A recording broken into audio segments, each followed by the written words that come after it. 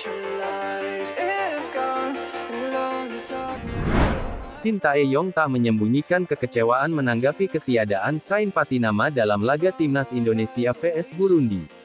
Patinama merupakan salah satu nama yang dipanggil Shin jelang laga melawan Burundi, namun kemudian dipastikan pemain keturunan Indonesia dan Belanda itu tak bisa memperkuat skuad Garuda lantaran masih ada permasalahan alih federasi.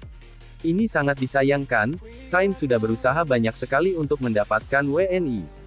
Harusnya sampai sekarang sudah selesai proses perpindahan federasi, tapi belum dilakukan sampai saat ini, sangat disayangkan, ucap Shin dalam konferensi pers jelang laga Indonesia vs Burundi.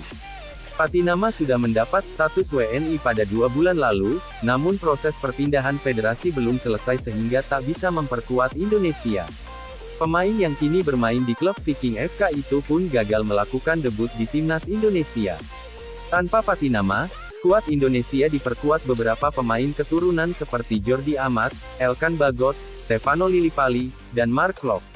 Sedangkan pemain lain yang bisa menghuni posisi Patinama di posisi bek kiri dan gelandang antara lain adalah Pratama Arhan, Edo Febriansyah, Yance Sayuri, Rahmat Irianto, dan Ricky Kambuaya.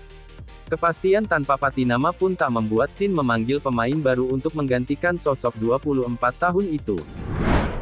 Timnas Indonesia akan menghadapi Burundi di Stadion Patriot Candrabaga, Bekasi, pada 25 dan tanggal 28 Maret.